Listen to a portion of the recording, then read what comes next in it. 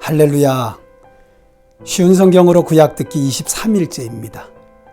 오늘은 출애굽기 31장부터 34장까지 들으시겠습니다. 31장은 성막을 실제로 설계하고 제작할 일꾼을 지명하시고 하나님의 신을 충만케 하여 기술과 능력과 지식을 주십니다. 또한 성막을 제작하는 중이라도 안식일을 반드시 지키라고 명하십니다. 32장은 모세가 시내산에 올라간 40일 동안 산 아래 이스라엘 백성들은 금송아지 우상 숭배를 합니다. 백성들의 극악한 우상 숭배에 진노한 모세, 증거의 두 돌판을 깨뜨리고 우상 숭배자들을 철저히 죽입니다. 모세의 생명을 건 중보기도에 하나님은 이스라엘 백성을 용서하십니다. 33장은 우상 숭배 결과 하나님은 이스라엘 백성과 동행하기를 거부하십니다. 가나안 땅은 주겠지만 하나님이 함께 하시지 않겠다는 말씀은 이제 이스라엘은 제사장 나라가 아니며 하나님의 백성이 아니라는 말입니다.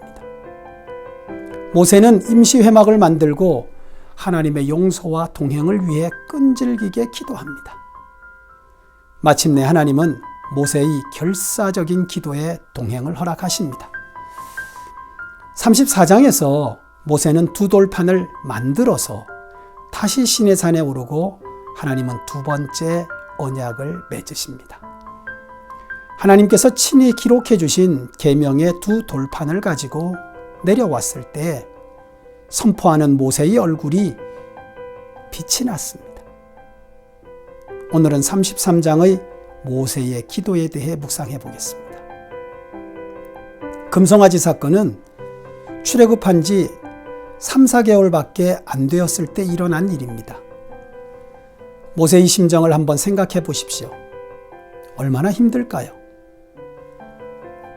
10가지 심판을 경험하고 홍해를 건너서 애굽 군대가 수장되는 것도 보았고 만나를 먹고 살면서도 금송아지를 만들어 우상 숭배하는 백성들, 조금도 참지 못하고 원망과 불평을 쏟아내는 이스라엘 민족을 혼자 이끌고 광야를 지나 가나안까지 가라는 하나님의 명령을 모세가 받은 것입니다. 모세의 간절함과 막막함은 모세를 끈질기게 결사적으로 기도하게 만들었습니다.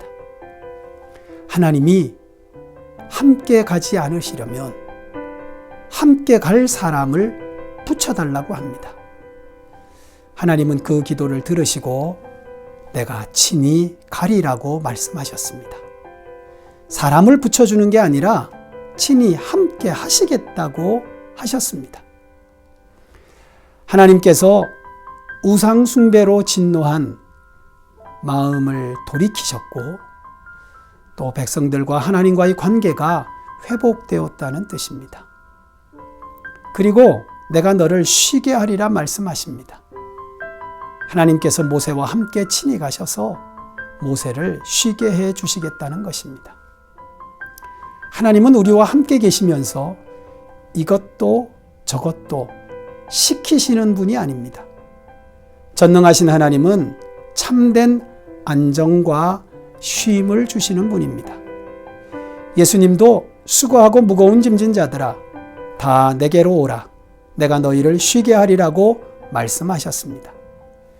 참된 쉼은 주님의 통치와 지배가 이루어질 때 나타납니다.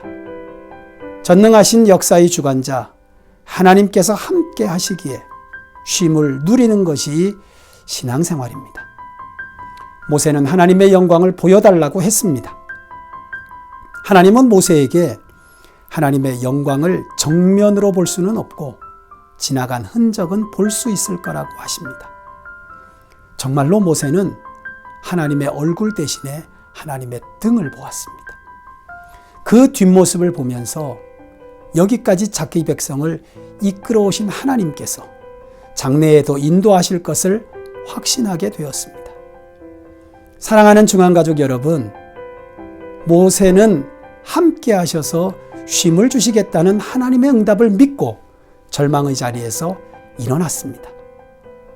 하나님은 우리와 함께 하시고 우리에게 참된 쉼을 누리게 하시려고 성령님을 보내셔서 우리 안에 역사하십니다.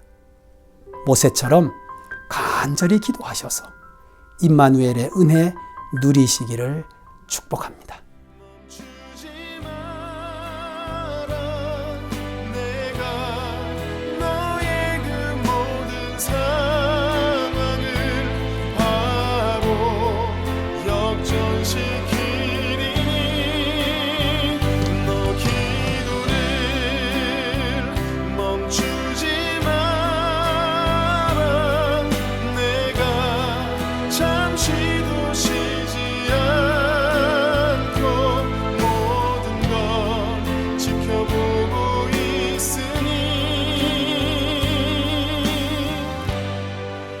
바로 역전돼